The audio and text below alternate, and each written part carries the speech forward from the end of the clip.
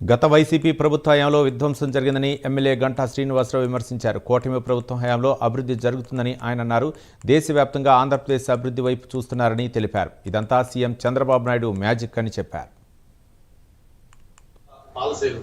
అంతేకాకుండా ఒక law and order సమస్య లేకుండా ఏదైనా పరిశ్రమ పెట్టుకుంటే వాళ్ళకి సజావుగా ఆ పరిశ్రమ రన్ కావడానికి కావాల్సిన మిగతా facilities, uninterrupted power, sufficient water, reasonable ecosystems, ఇవన్నీ కూడా ఈ రోజు ఉన్నాయి. కాబట్టి ఏదైనా పరిశ్రమలకు ఫస్ట్ చాయిస్ కింద ఆంధ్రప్రదేశ్ తయారైంది. అందుకే ఈ 18 నెలల పరిపాలనా కాలంలో ఇన్ని లక్షల కోట్ల రూపాయల ఇన్వెస్ట్మెంట్స్ ఆంధ్రప్రదేశ్ వస్తూ ఉన్నాయి. అది టేక్ ఎనీ ఐటీ కావచ్చు, సెమీ కండక్టర్స్ కావచ్చు, లేకపోతే మెగా ఇండస్ట్రీస్ కావచ్చు, లేకపోతే క్వాంటమ్ వ్యాలీ కావచ్చు, ఏది తీసుకున్నా కూడా ఆంధ్రప్రదేశ్ వైపు చూస్తూ ఉన్నాం.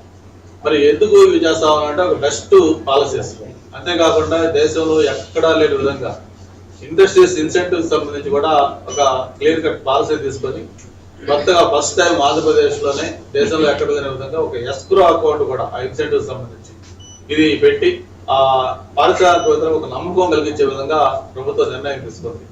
అందుకే పరిశ్రమలు ఇటువైపు పెరుగుదల చేస్తా ఉన్నాయి. గతంలో పరిశ్రమలు చూసాం మనం. ఏదైతే జగన్మోహన్ రెడ్డి గారి హయాంలో కొత్తగా పరిశ్రమలు పెట్టేది పోయి ఇక్కడ ఉన్న పరిశ్రమలు కూడా వాడు మాకు ఇక్కడ వద్దు, ఎక్స్పాన్షన్ అంటే మళ్ళీ మేము వేరే రాష్ట్రాలకు వెళ్తామని వెళ్ళిన సంఘటనలు మనకు తెలుసు.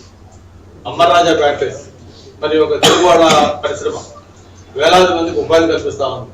అటువంటి అమర్రాజా బ్యాటరీస్ ఎక్స్పాన్షన్ కావాలంటే వాళ్ళు ఏ విధంగా ఆ రోజు ప్రభుత్వం హెరాస్ చేసిందో మనం అందరం కూడా చూసాం.